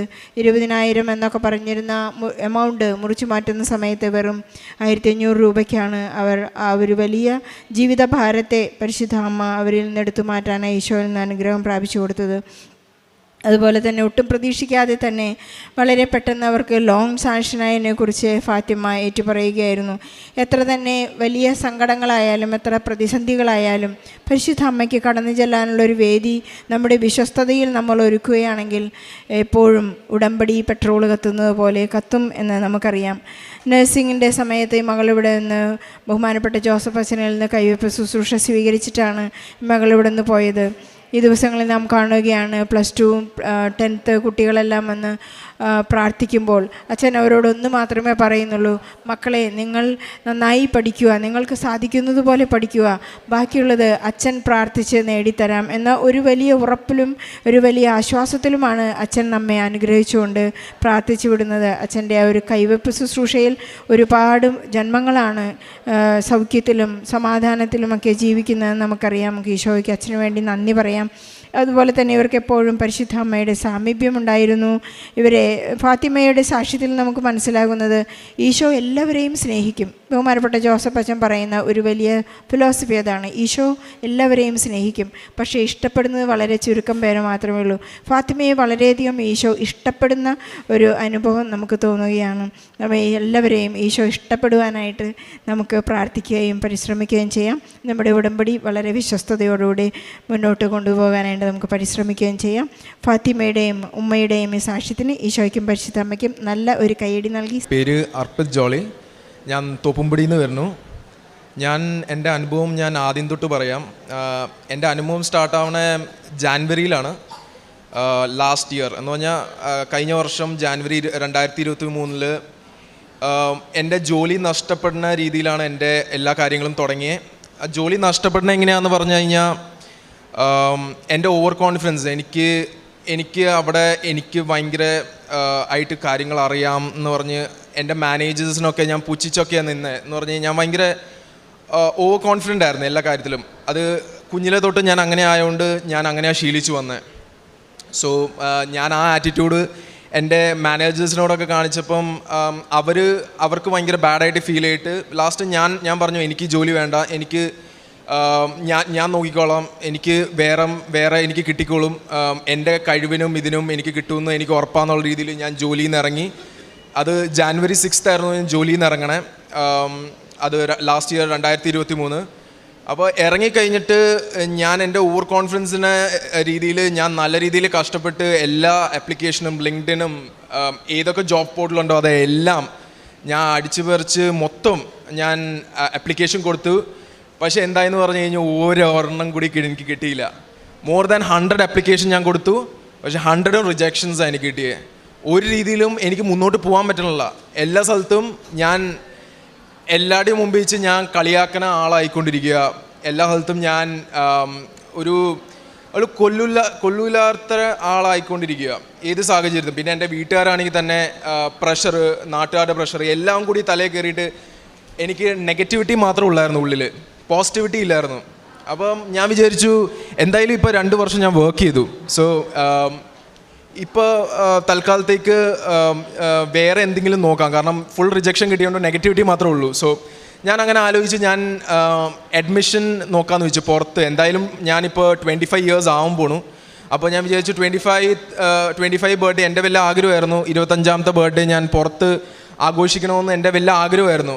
എൻ്റെ കുഞ്ഞിലെ തൊട്ട് ആഗ്രഹമായിരുന്നു. ഞാൻ എൻ്റെ 25-ാം വയസ്സ് ഞാൻ ഒരു നല്ലൊരു സ്ഥലത്ത് പുറത്ത് നിൽക്കണമെന്ന് ആഗ്രഹമായിരുന്നു. അങ്ങനെ ഞാൻ ആപ്ലിക്കേഷൻ കൊടുത്തു. അത് മാർച്ചിലായിരുന്നു ഞാൻ കൊടുത്തത്, കഴിഞ്ഞ വർഷം. ജർമ്മനിയിലേക്കായിരുന്നു കൊടുത്തത്. അതൊരു പബ്ലിക് യൂണിവേഴ്സിറ്റിയാണ് കൊടുത്തത്. എന്ന് പറഞ്ഞാൽ സ്കോളർഷിപ്പിലാണ് ആ യൂണിവേഴ്സിറ്റിയൊക്കെ കിട്ടണത്. അത് ഒരു ഫ്രീ എഡ്യൂക്കേഷൻ ടൈപ്പ് ഒരു യൂണിവേഴ്സിറ്റിയാണ്. ഞാൻ വിചാരിച്ചു വീട്ടുകാരനൊക്കെ ബുദ്ധിമുട്ടിക്കാതെ, പിന്നെ അതുമാത്രമല്ല എനിക്ക് കടബാധ്യതകളൊന്നും വരാതെ നൈസായിട്ട് പൈസ ഒന്നും ഇല്ലാതെ പഠിക്കാമെന്നുള്ള രീതിയിൽ ഞാൻ റിസ്ക് എടുത്ത് ഞാൻ അതിലേക്ക് എൻ്റെ ഫോക്കസ് വിട്ടു. എൻ്റെ കൂടെ ഒരു ഫ്രണ്ടും ഉണ്ടായിരുന്നു. അതൊരു ഹിന്ദു ആയിരുന്നു, ക്രിസ്ത്യൻ അല്ലായിരുന്നു. എൻ്റെ കൂടെ കമ്പനിയിൽ വർക്ക് ചെയ്തതാണ്. അപ്പോൾ പുള്ളിക്കാരി എന്ന് പറഞ്ഞു കഴിഞ്ഞാൽ പുള്ളിക്കാരിയുടെ ജോലിയും നഷ്ടപ്പെടുത്തായിരുന്നു എൻ്റെ കൂടെ. എന്ന് പറഞ്ഞു കഴിഞ്ഞാൽ സെയിം സാഹചര്യമൊക്കെ തന്നെയായിരുന്നു. പക്ഷേ പുള്ളിക്കാരി എന്തെന്ന് പറഞ്ഞാൽ പുള്ളിക്കാരിക്ക് ആരാണ്ട് പറഞ്ഞ് അറിവിലൂടെ കൃപാസനം മീറ്റ് ചെയ്യാൻ പറ്റി. അങ്ങനെ പുള്ളിക്കാരി കൃപാസനം ഉടമ്പടിയൊക്കെ എടുത്തു കഴിഞ്ഞ് പുള്ളിക്കാരിക്ക് ജോലിയൊക്കെ കിട്ടി. അങ്ങനെ എന്നോട് അത് കാര്യങ്ങളൊക്കെ പറഞ്ഞ് അങ്ങനെ ഞാനും ഓക്കെ ഇതൊരു നല്ലൊരു കാര്യമാണെന്നുള്ള ഇത് മാത്രമേ ഉള്ളൂ. പക്ഷേ എനിക്ക് ഒരിക്കലും ഇതിലൊന്നും വിശ്വാസമില്ല. പക്ഷേ ഞാനിത് ഫേക്കാണെന്ന് വിചാരിച്ചത്. എന്ന് പറഞ്ഞു കഴിഞ്ഞാൽ എനിക്ക് എൻ്റെ മനസ്സിൽ ഞാൻ വിചാരിക്കണം എപ്പോഴും ഇപ്പം നമ്മളൊരു പേപ്പറിൽ എഴുതി കൊടുത്തു കഴിഞ്ഞാൽ അത് എപ്പോഴും ദൈവം റിയൽ അല്ലല്ലോ, ദൈവം ഒരു പവറാണെന്ന് ഞാൻ വിശ്വസിക്കുന്നു. എന്ന് പറഞ്ഞാൽ അതിപ്പോൾ നമ്മളുടെ മനുഷ്യന്മാരായിട്ട് നമുക്ക് കാണാൻ പറ്റണില്ല. സോ ഞാൻ ആ ഒരു രീതിയിൽ ഞാൻ വിചാരിച്ചു പേപ്പർ ഇട്ട് ദൈവം എങ്ങനെ കാണാനാ, ദൈവം നമ്മുടെ നിയോഗം എടുത്ത് അതിൻ്റെ പകരം പ്രാർത്ഥിച്ചാൽ പോരെ, വെറുതെ ഇങ്ങനെ ഇരുന്ന് എന്തെങ്കിലും ചെയ്താൽ ദൈവം കാണും എന്ന് വിചാരിച്ചുള്ള ആറ്റിറ്റ്യൂഡായിരുന്നു എൻ്റെ. അപ്പം ഞാൻ ഇതിലൊന്നും ബിലീവ് ചെയ്യാതെ ഞാൻ ഈ ആപ്ലിക്കേഷൻ മുന്നോട്ട് പോയി. പുള്ളിക്കാരിയാണ് എൻ്റെ ആപ്ലിക്കേഷൻ മൊത്തം ചെയ്തേ കാര്യങ്ങളൊക്കെ. കാരണം എന്ന് പറഞ്ഞാൽ ഞാൻ ഭയങ്കര നെഗറ്റീവ് ആയിട്ട് നിൽക്കുമായിരുന്നു. എൻ്റെ ലൈഫ് മൊത്തം നെഗറ്റീവ് ആയതുകൊണ്ട് എനിക്കൊന്നും ചെയ്യാൻ പറ്റുന്നില്ല, തന്നെ ഒറ്റയ്ക്ക് ചെയ്യാം. അതുകൊണ്ട് എന്നെ ഹെൽപ്പ് ചെയ്ത് മൊത്തം പുള്ളിക്കാരിയായിരുന്നു. അത് ഞാൻ ഇപ്പം എനിക്ക് എല്ലാം കിട്ടിക്കഴിഞ്ഞപ്പോൾ എനിക്ക് മനസ്സിലായി അത് ദൈവമായിരുന്നു, പക്ഷെ വേറെ ആരുമല്ല. ദൈവമായിരുന്നു എനിക്ക് ആ പുള്ളിക്കാരൻ തന്നെ എന്നെ എല്ലാം നടത്തി. കാരണം എൻ്റെ സഹനത്തിൽ, എൻ്റെ വിഷമത്തിൽ കൂടെ നിന്ന ഒറ്റ ഒരു പുള്ളിക്കാരനായിരുന്നു. കാരണം എന്ന് പറഞ്ഞു കഴിഞ്ഞാൽ എനിക്ക് അത് ആദ്യം മനസ്സിലാവാത്ത കാരണം എന്ന് പറഞ്ഞാൽ ഞാൻ വിചാരിച്ചു ഓക്കെ ഇതൊക്കെ എൻ്റെ കൂടെ വന്ന് ജസ്റ്റ് ഒരു ആൾ എന്നെ സഹായിച്ചു പോണേന്ന്. പക്ഷേ അല്ല, എന്ന് എനിക്ക് സത്യം പിന്നെയാണ് മനസ്സിലായത്. അങ്ങനെ ഞാൻ ആപ്ലിക്കേഷനൊക്കെ കൊടുത്ത് വിൻ്റർ ഇൻടേക്ക് ആയിരുന്നു കഴിഞ്ഞ വർഷം. വിൻ്റർ ഇൻടേക്ക് സെപ്റ്റംബർ ഇൻടേക്കിനായിരുന്നു ഞാൻ പോകേണ്ടത്. പക്ഷേ എന്ത് പറ്റിയെന്ന് പറഞ്ഞു കഴിഞ്ഞാൽ ഫുൾ റിജക്ഷൻസ് ആയിരുന്നു. 17 ആപ്ലിക്കേഷൻ കൊടുത്തു, 17 ആപ്ലിക്കേഷൻ റിജക്ഷൻ. എല്ലാ യൂണിവേഴ്സിറ്റിയിൽ നിന്ന് ഞാൻ ഔട്ട്. പിന്നെയും റിജക്ഷൻ മാത്രമേ ഉള്ളൂ. പിന്നെയും ഞാൻ നെഗറ്റീവിലേക്ക് പോയി. എന്താണ് ഡിപ്രഷനിലേക്ക് ഉള്ള സ്റ്റേറ്റ്സിൽ മാക്സിമം ഞാൻ എത്തി. ഒരുമാതിരി വയ്യാത്ത സ്ഥിതിയിൽ വരെ എത്തി. പക്ഷേ എൻ്റെ കൂടെ എപ്പോഴും കൂട്ടുകാരി ഉണ്ടായിരുന്നു. എൻ്റെ കാര്യങ്ങളൊക്കെ കറക്റ്റായിട്ട് നടക്കണുണ്ടായിരുന്നു. പക്ഷേ എന്നിട്ടും എനിക്ക് കിട്ടിയില്ല. പക്ഷേ ഞാൻ തളർന്നില്ല. ഞാൻ എൻ്റെ ഉള്ളിലുള്ള ബിലീഫിൻ്റെ കാരണം ഞാൻ എന്ത് ചെയ്തെന്ന് പറഞ്ഞാൽ ഓഗസ്റ്റ് അല്ല ജൂലൈയിൽ എൻ്റെ ആ കൂട്ടുകാരിയായിട്ട് ഇവിടെ കൃപാസനത്തിൽ വന്നിട്ട് പുള്ളിക്കാരിക്ക് ഉടമ്പടി പുതുക്കാൻ വേണ്ടി വന്നതാണ്. പക്ഷേ ഞാൻ അങ്ങനെ എനിക്ക് വലിയ വിശ്വാസം ഇല്ലാത്തതുകൊണ്ട് ഞാൻ ജസ്റ്റ് ഒരു എൻ്റർടൈൻമെൻറ്റ് പേർപ്പസിന് ജസ്റ്റ് ഓക്കെ എനിക്ക് എൻ്റെ സമയം കഴിയാൻ വേണ്ടി ഞാൻ ഇവിടെ വന്നു. ഞാൻ ജസ്റ്റ് ചെയ്ത് ഞാൻ പോയി, എൻ്റെ പാട്ടിനെ ഞാൻ പോയി, പുള്ളിക്കാരിയുടെ പ്രാർത്ഥനയായിട്ട് പോയി. പക്ഷേ എന്താ പറ്റിയെന്ന് പറഞ്ഞു കഴിഞ്ഞാൽ പിന്നെയും എന്നെ ദൈവം ഇതിലേക്ക് നടത്തി. എങ്ങനെയാണെന്ന് പറഞ്ഞു കഴിഞ്ഞാൽ എനിക്ക് എൻ്റെ ഹോം ടൗണിലേക്ക്, എൻ്റെ നാട്ടിലേക്ക് പോകേണ്ട ഇത് വന്നു. ഒരു എൻ്റെ ഗ്രാൻഡ് മദർ മരണപ്പെട്ടിൻ്റെ ഒരു ഇതിൽ പോകേണ്ടി വന്നു. അങ്ങനെ പോകേണ്ടി വന്നപ്പം ഈ വഴിയാണ് വന്നത്. സോ എൻ്റെ അമ്മ പറഞ്ഞു എടാ നീ ഒന്ന് കയറിയിട്ട് പോവാം. ഓക്കെ, അപ്പോൾ ഞാൻ പറഞ്ഞു ഓക്കെ ഫൈൻ, കയറിയിട്ട് പോവാം, ഞാൻ എന്തായാലും ഇവിടെ കയറിയിട്ടുള്ളതാണ്, അപ്പോൾ നമുക്കൊന്ന് പ്രാർത്ഥിച്ചിട്ട് പോകാം, എന്തായാലും കുഴപ്പമില്ല എന്നുള്ള രീതിയിൽ ഞാൻ കയറിയപ്പോൾ ഒരു ട്വിസ്റ്റ് ഉണ്ടായെന്ന് പറഞ്ഞു കഴിഞ്ഞാൽ ഞാൻ പ്രാർത്ഥിക്കാൻ വേണ്ടി വന്നത്. ഞാൻ ഒരു മടിയനാണ്, കാരണം എനിക്കിതിലൊന്നും വിശ്വാസമില്ല. പക്ഷേ സാഹചര്യം അങ്ങനെയല്ല, വേറെ ഡിഫറെൻ്റ് ആയിപ്പോയി. എങ്ങനെയാണെന്ന് പറഞ്ഞു കഴിഞ്ഞാൽ എൻ്റെ അമ്മ എന്നെ ഉടമ്പടി എടുക്കാൻ പറഞ്ഞു. അപ്പോൾ ഞാൻ വിചാരിച്ചു ഓക്കെ ഉടമ്പടി അന്ന് എടുക്കാമെന്നുള്ള രീതിയിൽ എടുക്കാമെന്ന് പറഞ്ഞപ്പം 5 മണിക്കൂറാണെന്ന് പറഞ്ഞ്. അപ്പോൾ എനിക്കാണെങ്കിൽ തീരെ ക്ഷമയില്ലാത്ത ആളാണ്. 5 മണിക്കൂർ കേട്ടപ്പോൾ എനിക്ക് ഭയങ്കരമായിട്ട് ദേഷ്യം വന്നു. പക്ഷെ അമ്മ കൈവിട്ടില്ല. അമ്മ പറഞ്ഞു എടാ നീ ഒന്ന് എടുക്ക്, നീ ബാക്കി നമുക്ക് നോക്കാം, നീ ഒരു ദിവസമല്ലേ കഷ്ടപ്പെടണമെന്നുള്ള രീതി പറഞ്ഞു. ഞാൻ സമ്മതിച്ചില്ല. ഞാൻ അമ്മയുടെ മുമ്പിൽ വെച്ച് ശബ്ദം ഉണ്ടാക്കി, ഞാൻ ബേളം ഉണ്ടാക്കി, ഞാൻ പുറത്തേക്ക് പോയി, ഞാൻ അവിടെയൊക്കെ ഇരുന്ന് ബേളം ഉണ്ടാക്കാൻ. എനിക്ക് പറ്റില്ല, എനിക്ക് ഈ സംഭവം പറ്റില്ല, പ്രാർത്ഥിച്ചിട്ട് നമുക്ക് പോവാം, എത്രയും പെട്ടെന്ന് പോവാന്നുള്ള രീതി ഞാൻ ഭയങ്കര കാരണം എൻ്റെ ഉള്ളിലുള്ള വിഷമങ്ങളാണ് എന്നെ ഇതിലാക്കിയത്. കാരണം ഞാൻ ഓൾറെഡി വിഷമത്തിലാണ്. കാരണം എനിക്കിതിലൊന്നും ആരും എനിക്ക് സഹായിക്കാനില്ല എന്നുള്ളൊരു ഇത് മനസ്സിലിരിക്കണോണ്ട് എനിക്ക് മനസ്സിലായി ഇതൊന്നും ഒരു കാര്യമില്ല, ജസ്റ്റ് പ്രാർത്ഥിച്ചാൽ ദൈവം നടത്തും എന്നുള്ള രീതിയായിരുന്നു. പക്ഷെ എന്നിട്ട് ഞാൻ എൻ്റെ മനസ്സ് കുറച്ച് ശാന്തനാക്കിയിട്ട് ഞാൻ ഓക്കെ അമ്മയല്ലേ, അമ്മ പറയണ കേൾക്കാം, ഒരു പ്രാവശ്യം കേട്ട് കഴിഞ്ഞാൽ ചിലപ്പോൾ നല്ലതാവോ എന്നുള്ള രീതിയിൽ ഞാനൊന്ന് ഫുൾ ട്രസ്റ്റ് ചെയ്ത് അമ്മയുടെ അടുത്ത് പോയി ഉടമ്പടിയൊക്കെ എടുത്ത് ക്ലാസ്സൊക്കെ ദേഷ്യം വന്നു. ഞാൻ അവിടേക്ക് ഇരുന്ന് എനിക്ക് എങ്ങനെയെങ്കിലും ക്ലാസ് തീരാൻ വേണ്ടി വെയിറ്റ് ചെയ്തുകൊണ്ടിരിക്കുകയായിരുന്നു. കാരണം അത്രയും ലാഗായിരുന്നു, എനിക്ക് ടയറിങ് ആയിരുന്നു. ഞാൻ വിചാരിച്ചു അത് ശരിക്കും പറഞ്ഞു കഴിഞ്ഞാൽ അങ്ങനെ ടയറിങ് ആവണമെന്ന് കഴിഞ്ഞാൽ മനസ്സിൽ മൊത്തം ഇത് നടക്കില്ല എന്നുള്ളൊരു സീൻ മനസ്സിലിരിക്കണോണ്ടാ. അങ്ങനെ ഇതൊക്കെ തീർന്ന് ഞാൻ വീട്ടിൽ പോയി പ്രാർത്ഥനയൊക്കെ തുടങ്ങി. പ്രാർത്ഥനയൊക്കെ ചെല്ലാൻ കൂടി തോന്നണില്ല, ഭയങ്കര ബുദ്ധിമുട്ട് എന്ന് പറഞ്ഞു കഴിഞ്ഞാൽ ഓൾറെഡി മനസ്സിൽ വിചാരിക്കുക ഇതൊന്നും നടക്കില്ല, എന്തായാലും ഈ യൂണിവേഴ്സിറ്റി കിട്ടൂല. കാരണം എന്ന് പറഞ്ഞാൽ എനിക്ക് മാർക്ക് കുറവായിരുന്നു, എനിക്ക് 72% ആയിരുന്നു യൂണിവേഴ്സിറ്റിയിൽ ബിടെക്കിൽ. പിന്നെ ഇതെല്ലാം കൂടി മാച്ച് ആവണം, കരിക്കുലം പ്ലസ് ഈ ബിടെക്കിൻ്റെ മാർക്കും കൂടി ഒരുമിച്ചായാൽ മാത്രമേ യൂണിവേഴ്സിറ്റി കിട്ടുകയുള്ളൂ.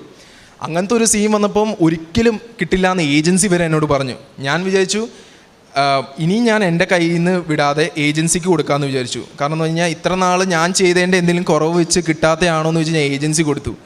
അപ്പോൾ ഏജൻസി 50,000 രൂപ ഒഴിച്ച് കൊടുത്തിട്ട് എന്ത് പറ്റിയെന്ന് പറഞ്ഞു കഴിഞ്ഞാൽ അറ്റ് ദ ലാസ്റ്റ് അവരുടെ ഒരു യൂണിവേഴ്സിറ്റി എനിക്ക് കിട്ടിയില്ല. ഫുള്ളും ട്രാജഡി. പിന്നെ എന്നിട്ടും കൈവിട്ടില്ല. മാതാവിനെ എപ്പോഴും കൂടെ നിന്ന് വിശ്വാസം മാത്രമേ ഉള്ളൂ, എന്തെങ്കിലും നടന്നാലോ എന്നുള്ളൊരു ജസ്റ്റ് ഒരു ചെറിയൊരു വിശ്വാസം മാത്രമേ ഉള്ളൂ, ബാക്കി ഒന്നുമില്ല. അല്ലാതെ ഇങ്ങനെ മാതാവിൻ്റെ കൂടെ ഉണ്ടെന്നുള്ള ഒരു ഇതില്ല. ജസ്റ്റ് ഇങ്ങനെ വിശ്വാസം ഉള്ളിലുണ്ടായിട്ട് ഞാൻ ജസ്റ്റ് ഇങ്ങനെ പ്രാർത്ഥിച്ചു. ഒരു നോർമൽ നമ്മൾ കുടുംബ പ്രാർത്ഥന എല്ലാം പോലെ ഞാൻ ഇങ്ങനെ പ്രാർത്ഥിച്ചു ദിവസം. ഇപ്പോൾ പ്രാർത്ഥിച്ച് വന്നപ്പോൾ എനിക്കിങ്ങനെ പോസിറ്റീവ് എനർജി കൂടാൻ തുടങ്ങി, നെഗറ്റീവ് എനർജി ഇങ്ങനെ ലോ ആവാൻ തുടങ്ങി, എൻ്റെ സ്വഭാവങ്ങൾ മാറാൻ തുടങ്ങി. ഞാനൊരു ലിക്കറൊക്കെ ഞാൻ അടിക്കുമായിരുന്നു, കുറച്ച് വെള്ളം അടിക്കുമായിരുന്നു, ഫ്രണ്ട്സിൻ്റെ കൂടെ പാർട്ടി ചെയ്യണ ഒരാളായിരുന്നു. അതിൽ നിന്നൊക്കെ എനിക്ക് ഒരു പ്രത്യാക്ഷ കിട്ടണ പോലെ എന്ന് പറഞ്ഞു കഴിഞ്ഞാൽ എനിക്ക് തന്നെ ഒരു ഉള്ളിൽ നിന്ന് ഒരു പവർ, ദ ഹോളി സ്പിരിറ്റ് എന്നോട് സംസാരിക്കണ പോലെ, എടാ മോനെ ഇത് നീയല്ല, നീ ഇങ്ങനെയല്ല ജീവിക്കണ്ടേ, നിനക്ക് വേറൊരു കാര്യങ്ങളുണ്ട് ചെയ്യാനായിട്ട്, നിനക്ക് ഈ ജീവിതം ദൈവം തന്നത് അതിനൊരു പേർപ്പസ് ഉണ്ട്, ആ പേർപ്പസ് നീ ഫൈൻഡ് ചെയ്യണം, ഫൈൻഡ് ചെയ്താലേ നിനക്ക് മുന്നോട്ട് പോകാൻ പറ്റുള്ളൂ എന്ന് പറഞ്ഞ് എന്നോട് എപ്പോഴും പറയും. പക്ഷേ ഉള്ളിൽ നെഗറ്റീവ് എനർജി ഉണ്ടാകുമ്പോൾ അത് എപ്പോഴും ലോ ആക്കും.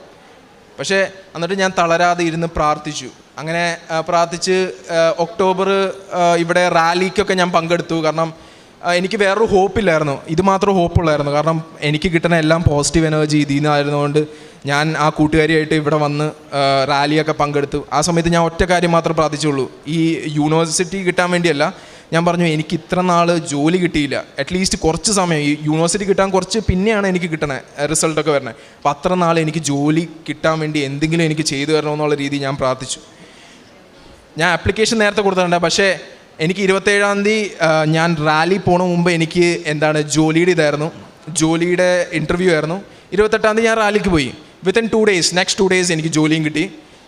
അതും ഏറ്റവും ഹൈ സാലറി എന്ന് പറഞ്ഞു കഴിഞ്ഞാൽ എനിക്ക് ഗ്യാപ്പ് വന്നിട്ടും എനിക്ക് ഏറ്റവും ഹൈ സാലറി, നല്ലൊരു സാലറി എന്ന് പറഞ്ഞാൽ ഒരു 2 years കിട്ടേണ്ട ആളും കൂടുതൽ സാലറി. അതും ഞാൻ നെഗോഷിയേറ്റ് ചെയ്ത് ഇപ്പം എന്നോട് പറഞ്ഞു നിൻ്റെ കഴിവിന് ഇതിൻ്റെ ആളും കൂടുതൽ ഞാൻ തരാൻ തയ്യാറാടാന്ന് വരാൻ പറഞ്ഞു. അത്രയ്ക്ക് എൻ്റെ മാനേജേഴ്സ് എന്നോട് പറഞ്ഞു ഏത് പുതിയ കമ്പനിയിൽ. അപ്പോൾ എനിക്ക് ആ ജോലിയും കിട്ടി. അപ്പോൾ എനിക്ക് ഒരുമാതിരി എന്നാലും ഈ സാത്താനുണ്ടല്ലോ ഉള്ളിൽ, അത് സമ്മതിക്കണില്ല, ഇത് നിൻ്റെ കഴിവിനാടാ കിട്ടിയെന്നുള്ള രീതിയിലാണ് എന്നോട് എന്നിട്ടും പറയണേ. പക്ഷെ എന്നിട്ടും ഞാൻ പ്രാർത്ഥന ഇങ്ങനെ മുന്നോട്ട് പോയി. അങ്ങനെ ഈ 3 മാസം ഞാൻ ഇത് തീർത്തിട്ട് പിന്നെയും എനിക്ക് മടി വരാൻ തുടങ്ങി. ഇനിയും പുതുക്കണോ, ഇനി നമുക്കിങ്ങനെ പ്രാർത്ഥിച്ചാൽ മതി, എന്തിനാണ് പിന്നെ ഇത് ചെയ്ത് പിന്നെയും കഷ്ടപ്പെടണം, ഇങ്ങനെ ഫുള്ള് നെഗറ്റീവ്. നമ്മുടെ ജീവിതം മൊത്തം നെഗറ്റീവാണ്. എല്ലാവരും, ഞാൻ മാത്രമല്ല, എല്ലാവർക്കും ഇങ്ങനെ തന്നെ അനുഭവം. നമ്മൾ അതിൽ നിന്ന് റിക്കവർ ചെയ്താൽ മാത്രമേ പറ്റുള്ളൂ. അങ്ങനെ ഞാൻ റിക്കവർ എങ്ങനെയാണ് ചെയ്തതെന്ന് പറഞ്ഞു കഴിഞ്ഞാൽ ഞാനിവിടെ പിന്നെയും എനിക്ക് വരേണ്ട അവസരം വന്നു. ഇങ്ങനെ ഹോം ടൗണിലേക്ക് വന്നു. ഞാൻ അവിടെ പോയിട്ട് വരണ തിരിച്ചു വഴിയിൽ ഞാനിവിടെ കയറി പ്രാർത്ഥിച്ചപ്പം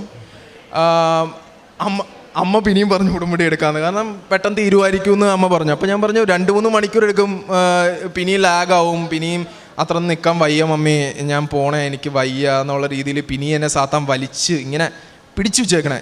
എനിക്ക് പിന്നെ എങ്ങനെയെങ്കിലും പോവാം മമ്മി, എന്തായാലും ഒരു പ്രാവശ്യം എടുത്തില്ല, മതി എന്നുള്ള രീതിയായിപ്പം അമ്മയും പറഞ്ഞു എന്നാൽ ഓക്കെ, എന്നാൽ നിൻ്റെ ഇഷ്ടം എന്നുള്ള രീതിയിൽ ഇങ്ങനെ നിന്നപ്പം അവിടെ ഇരുന്ന് ആ 10ാം കൗണ്ടറിൽ 8ാം കൗണ്ടറിൽ ഏതാ നിന്ന് ആ ചേച്ചിമാർ എന്നെ വിളിക്കണു, എടാ മോനെ നീ എന്താ ഇവിടെ പോണു, നീ എടുത്തിട്ട് പോ, ഉടുമ്പടി എടുത്തിട്ട് പോ, നീ എങ്ങോട്ട് പോകണു എന്നുള്ള രീതിയിൽ എന്നെ ഇങ്ങോട്ട് വലിച്ച് എത്തി എന്നോട് ഉടുമ്പടി എടുക്കാൻ പറഞ്ഞു. അപ്പോൾ ഞാൻ വിചാരിച്ചു ഇതെന്താ എന്നെ ഫോഴ്സ് ചെയ്യണേന്ന് പറഞ്ഞപ്പം ആ പുള്ളിക്കാരി എന്നോട് ഉടുമ്പടി എടുത്തു കഴിഞ്ഞപ്പം വിത്തിൻ ഹാഫ് ആൻ അവറിൽ 2 മണിക്കൂറിൽ ചെയ്യണ കാര്യം ഹാഫ് ആൻ അവറിൽ എല്ലാം കഴിഞ്ഞു. അപ്പോൾ ഞാൻ ആലോചിച്ചു ഇതൊരുമാതിരി എന്നെ ഞാൻ പോയതല്ല, പക്ഷെ ദൈവം എന്നെ വലിച്ചു വരുത്തി എൻ്റെ സഹനം എനിക്ക് ക്ഷമയില്ലാത്തതുകൊണ്ട് ദൈവം ക്ഷമ ഇതാക്കാൻ വേണ്ടി എനിക്ക് കാര്യങ്ങൾ പെട്ടെന്ന് നടത്തി എന്നെ പ്രാർത്ഥനയിൽ ആക്കാൻ വേണ്ടി എന്നോട് ദൈവം പിന്നെ ഉടമ്പടി എടുപ്പിച്ചു. അങ്ങനെ ആ ഉടമ്പടി എടുത്ത് ഞാൻ ഭയങ്കര ഇതായിപ്പോയി. കാരണം എന്ന് പറഞ്ഞാൽ എനിക്ക് മിറക്കിളാണ്. കാരണം ഒരിക്കലും പെട്ടെന്ന് നടക്കുമെന്ന് ഞാൻ വിചാരിച്ചില്ല കാര്യങ്ങളൊക്കെ. അപ്പോൾ പെട്ടെന്ന് നടന്നപ്പം ഞാൻ ഭയങ്കര ഇമ്പ്രസ്ഡായി. കാരണം ദൈവം എന്നെ നടത്തണയാണെന്ന് എനിക്ക് മനസ്സിലായി. കാരണം ബാക്കിൽ ഞാൻ നോക്കുമ്പം ദൈവം എപ്പോഴും ഇങ്ങനെ നടത്തിക്കൊണ്ടിരിക്കണം. ഇങ്ങനെ എനിക്ക് ഓരോ പ്രൂഫ് തന്നുകൊണ്ടിരിക്കുക, നിന്നെ ദൈവം കാണുന്നുണ്ടടാ എന്ന് പറഞ്ഞെന്നുള്ള രീതിയിൽ. അങ്ങനെ ഞാൻ പ്രാർത്ഥന 100% ഇങ്ങനെ കൈക്കൊണ്ട് ഫുള്ളും പ്രാർത്ഥിച്ച് നവംബർ ഡിസംബർ ഇതെല്ലാം ഞാൻ ഫുള്ളും ഇരുന്ന് ഭയങ്കര ഹാപ്പിയിലിരുന്ന് പ്രാർത്ഥിച്ചു. കാരണം എനിക്ക് ഇങ്ങനെ മിറക്കിൾസ് സംഭവിക്കാൻ തുടങ്ങിയപ്പം ഞാൻ ഭയങ്കര ഹാപ്പിയായി. പിന്നെ എനിക്ക് കുറേ പ്രാർത്ഥിക്കാൻ പറ്റി. എനിക്ക് ദിവസവും നല്ല രീതിയിൽ വീട്ടുകാരായിട്ടൊക്കെ സംസാരിക്കാനും വീട്ടുകാരൊക്കെ എന്നോട് പറയാൻ തുടങ്ങി, എടാ മോനെ നിൻ്റെ സ്വഭാവം മാറാൻ തുടങ്ങി എന്നുള്ള രീതിയിൽ ഇതാവാൻ തുടങ്ങി. അങ്ങനെ ഇതൊക്കെ കഴിഞ്ഞ് ജാനുവരി ഇനി അടുത്ത ഇതെന്ന് പറഞ്ഞു കഴിഞ്ഞാൽ അടുത്ത അത്ഭുതം നടക്കുന്ന കാര്യമാണ്.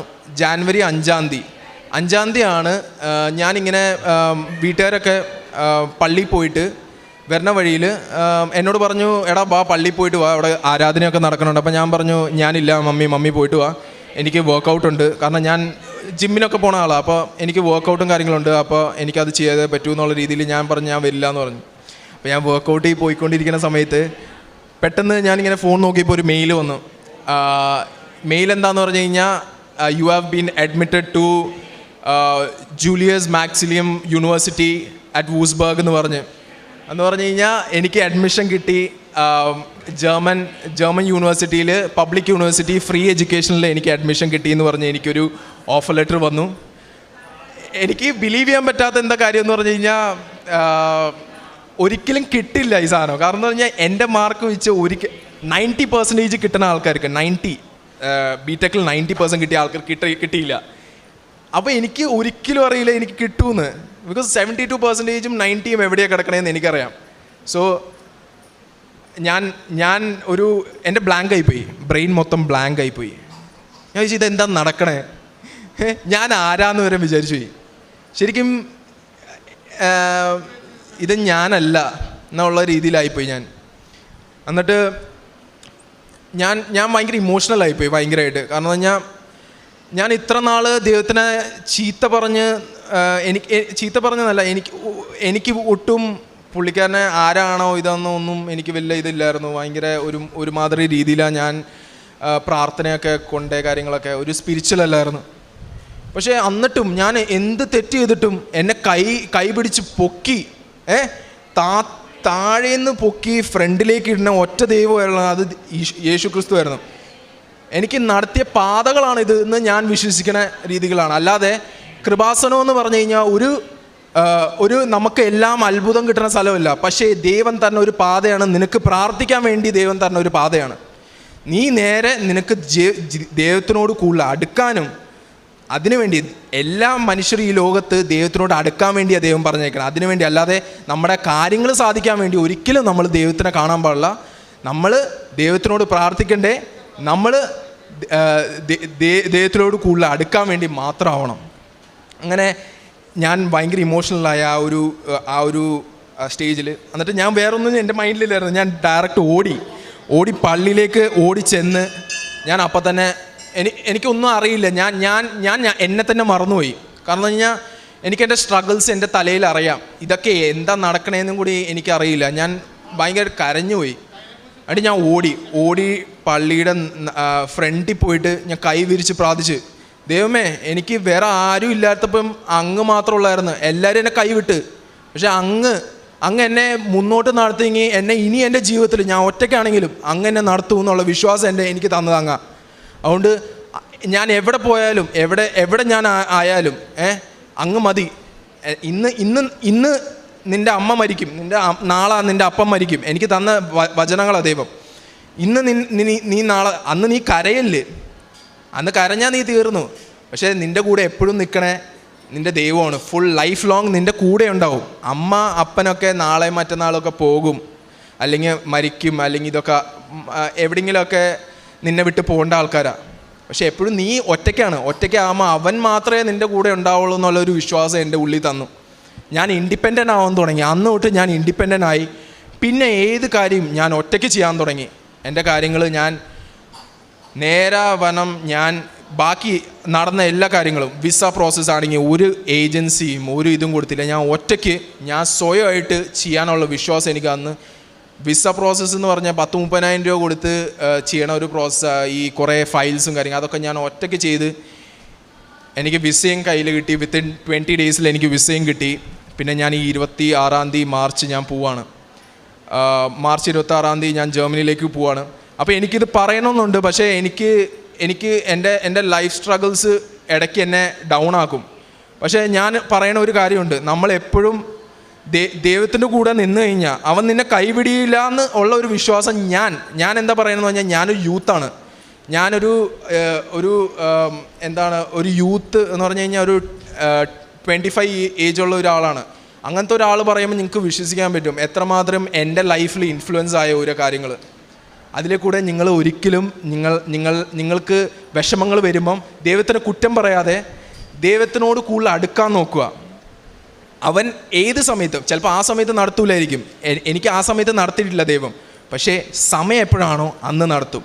പിന്നെ വേറൊരു കാര്യം എന്ന് പറഞ്ഞാൽ എനിക്ക് ഇതിലൊന്നും എന്നിട്ടും എനിക്ക് നെഗറ്റീവ് അടിച്ചു. അപ്പം ഞാൻ മൈൻഡിൽ കുറേ തിങ്ക് ചെയ്തപ്പം എനിക്ക് ഇതിൽ പ്രൂഫും കിട്ടി. ഇതെങ്ങനെയാണ് ദൈവം തന്നെയാണോ എന്ന് എനിക്ക് മനസ്സിലാക്കി തന്നത് എങ്ങനെയാണെന്ന് ഞാൻ പറഞ്ഞുതരാം. അതെങ്ങനെയാണെന്ന് പറഞ്ഞാൽ ഞാൻ നടന്ന എല്ലാം ഞാൻ റീക്യാപ്പ് ചെയ്തു. ഞാൻ ഒന്ന് ചിന്തിച്ച് നോക്കി, ഇതൊക്കെ തന്നെ നടന്നതാണോ അല്ലെങ്കിൽ ദൈവം തന്നതാണോ എന്ന് ഞാൻ ദൈവത്തിനൊന്ന് ടെസ്റ്റ് ചെയ്ത് നോക്കി, ഇനി ദൈവം തന്നെയാണോ. കാരണം ഞാൻ അങ്ങനത്തെ ഒരാളാണ്. അപ്പോൾ ഞാൻ അങ്ങനെ ചിന്തിച്ച് നോക്കിയപ്പോൾ എനിക്ക് അത്ഭുതം തന്ന് എന്നെ ഇതാക്കിയത് എങ്ങനെയാണെന്ന് പറഞ്ഞു കഴിഞ്ഞാൽ, ഏതൊക്കെ ഡേറ്റ് എനിക്ക് എൻ്റെ ലൈഫിൽ നടന്നോ അതെല്ലാം 5-ാം തീയതി അല്ലെങ്കിൽ 6-ാം തീയതി ആയിരുന്നു. എനിക്ക് എൻ്റെ ജോലി നഷ്ടപ്പെട്ടത് ജാനുവരി 6-ാം തീയതി ആയിരുന്നു.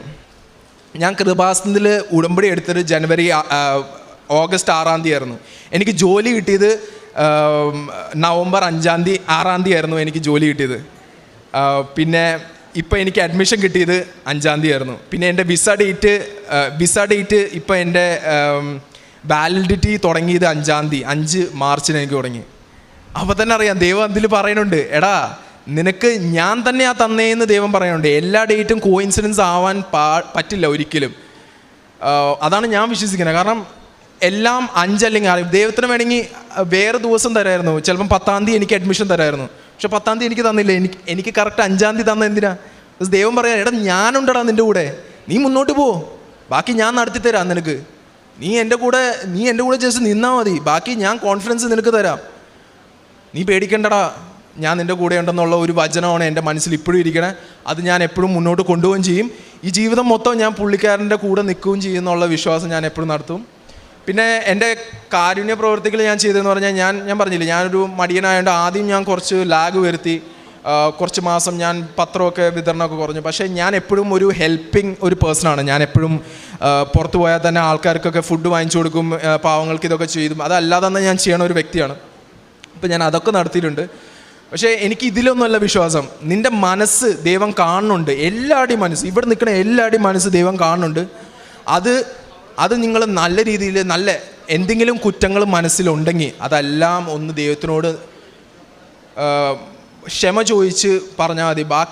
ബാക്കി മൊത്തം കറക്റ്റായിട്ട് നടക്കും. ആ വിശ്വാസം ഉള്ളിൽ നിന്നാൽ മതി, എല്ലാം നടക്കും. എല്ലാം അതിനുള്ള ക്ഷമ നിങ്ങളുടെ ഉള്ളിൽ ഉണ്ടെങ്കിൽ ദൈവം കണ്ടോ നടക്കും. നിങ്ങളുടെ ഇപ്പോൾ നിങ്ങൾ നടത്തുന്ന എല്ലാ പ്രാർത്ഥനകളും, നിങ്ങളിപ്പോൾ കഷ്ടപ്പെട്ട് ദൂരത്തിൽ നിന്ന് വരുന്ന ആൾക്കാരുണ്ട്, കുറേ തമിഴ്നാട് ഇവിടെ നിന്നൊക്കെ. പക്ഷേ എനിക്ക് പറയാനുള്ളത്, നിങ്ങൾ പ്രാർത്ഥിക്കണേ കറക്റ്റായിട്ട് ദൈവത്തിനോട് വിശുദ്ധിയോടെ ഫെയ്ത്തോടെ പ്രാർത്ഥിക്കുവാണെങ്കിൽ അവൻ നിങ്ങളെ കരുതണ ഒരാളാണെങ്കിൽ അവൻ നിന്നെ കൈവിടിയില്ല. അത്രയേ ഉള്ളൂ. അതാണ് എൻ്റെ വിശ്വാസം. അത് വെച്ച് ഞാൻ പറഞ്ഞ് എൻ്റെ വാക്കുകൾ ഞാൻ നിർത്തുന്നു. നന്ദി, നമസ്കാരം. Thank you. നിയമാനുഷ്ഠാനത്തിൻ്റെ വെളിച്ചത്തിൽ ചെയ്തികളെ സസൂക്ഷ്മം വിലയിരുത്തി കർശനമായ വിധി പ്രസ്താവന നടത്തുന്ന ഒരു ന്യായാധിപനല്ല ദൈവം. വഴിതെറ്റിയതിനെ തേടിയിറങ്ങുന്ന, തകർന്ന മനസ്സും തളർന്ന ഹൃദയവുമായി വരുന്ന ധൂർത്തപുത്രനെ മാറോടണയ്ക്കുന്ന സ്നേഹധനനായ പിതാവാണ് ദൈവം. ഏശയ്യാ പ്രവാചകൻ്റെ പുസ്തകം 43, 18, 19 തിരുവചനങ്ങൾ പറയുന്നു, കഴിഞ്ഞ കാര്യങ്ങൾ നിങ്ങൾ ഓർക്കുകയോ പരിഗണിക്കുകയോ വേണ്ട. ഇതാ ഞാനൊരു പുതിയ കാര്യം ചെയ്യുന്നു, അത് മുളയെടുക്കുന്നത് നിങ്ങൾ അറിയുന്നില്ലേ? ഞാൻ വിജനദേശത്ത് ഒരു പാതയും മരുഭൂമിയിൽ നദികളും ഉണ്ടാക്കും. തൻ്റെ അനുഭവ സാക്ഷ്യം അർപ്പിത് ജോളി പറയുമ്പോൾ, താൻ യുവാവാണ്, എൻ്റെ സാക്ഷ്യം, എൻ്റെ ഈ അനുഭവ സാക്ഷ്യം ഇത് നിങ്ങൾ സ്വീകരിക്കണം. എന്നെപ്പോലെയുള്ള ഒരാൾ വരുന്ന മാറ്റം, ഞാൻ എങ്ങനെയുള്ളൊരു വ്യക്തിയായിരുന്നു, എൻ്റെ ഓവർ കോൺഫിഡൻസ്, ആത്മവിശ്വാസം വേണം, എന്നാൽ അത് അമിത വിശ്വാസമാകരുത്. അപ്പോൾ എൻ്റെ ഓവർ കോൺഫിഡൻസും എൻ്റെ അഹങ്കാരവും എൻ്റെ തന്നെ ജോലി എനിക്ക് നഷ്ടപ്പെടുത്തി. പിന്നീട് 100 ആപ്ലിക്കേഷനോളം ഞാൻ സബ്മിറ്റ് ചെയ്തു. എനിക്കെല്ലാം റിജക്ഷനായിരുന്നു. ഞാൻ പഠിക്കാൻ നോക്കി, യൂണിവേഴ്സിറ്റിയിൽ പോയി, അവിടെയും റിജക്ഷൻ. എന്നാൽ ഉടമ്പടി എടുക്കാനുണ്ടായ സാഹചര്യങ്ങളും ഉടമ്പടി എടുക്കുന്നതും ഉടമ്പടി പുതുക്കുന്നതും പിന്നീട് തൻ്റെ നെഗറ്റിവിറ്റിയൊക്കെ എങ്ങനെ പോസിറ്റിവിറ്റി ആകുന്നു തന്നെക്കുറിച്ച് വളരെ വ്യക്തമായിട്ട് ഈ മകന് അസസ് ചെയ്യാൻ സാധിച്ചു എന്നുള്ളതാണ്. താൻ എവിടെ നിന്നു, താൻ എവിടെ നിൽക്കുന്നു, ഇനി താൻ എങ്ങനെ, ഈ ഒരു സെൽഫ് അസസ്മെൻറ്റ് ഇത് ജീവിതത്തിൽ നമ്മെ നന്മകൾ കൊണ്ട് നിറയ്ക്കും. നമുക്ക് പിന്നീട് ദൈവത്തിൽ നിന്ന് അകന്നു പോകുവാൻ സാധിക്കില്ല. അങ്ങനെ ഏറ്റവും ടോപ്പായിട്ടുള്ള യൂണിവേഴ്സിറ്റിയിലാണ് ഈ മകന് ഇന്ന് ഫ്രീ എഡ്യൂക്കേഷനാണ് അവസരം ലഭിച്ചിരിക്കുന്നത്. അപ്പോൾ തൻ്റെ ജീവിതത്തിൽ അതൊരിക്കലും ലഭിക്കില്ല. പറ. പിന്നെ ആ യൂണിവേഴ്സിറ്റിയെ കുറിച്ച് പറയുകയാണെങ്കിൽ എൻ്റെ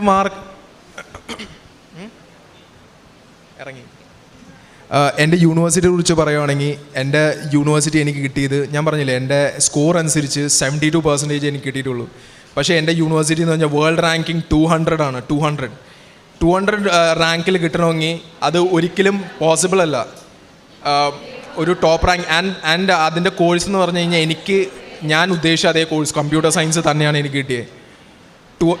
എനിക്ക് അത് കഴിഞ്ഞിട്ട് പിന്നെ ഓഫർ ലെറ്റർ, പിന്നെയുള്ള എല്ലാ കാര്യങ്ങളും എൻ്റെ അടിപൊളിയായിരുന്നു. കാരണം ഞാൻ വിശ്വസിക്കാൻ തുടങ്ങിയപ്പം, സത്യസന്ധനായ ദൈവത്തിനെ വിശ്വസിക്കാൻ തുടങ്ങിയപ്പം, when you have belief in God, the God will not leave you back. He will hold you high and he will guide you through the heights. He will never fall you back. So believe in him and have trust in him, and every problem will become a solution in last. Thank you. എല്ലാത്തിനും നന്ദി പറയുന്ന ഈ മകനോടൊപ്പം തൻ്റെ ജീവിതത്തെ മുഴുവനും ദൈവസന്നിധിയിൽ സമർപ്പിക്കുന്ന കുടുംബത്തോടൊപ്പം നമുക്കും കരങ്ങളടിച്ച് ഈശോയ്ക്കും അമ്മയ്ക്കും നന്ദി പറയാം.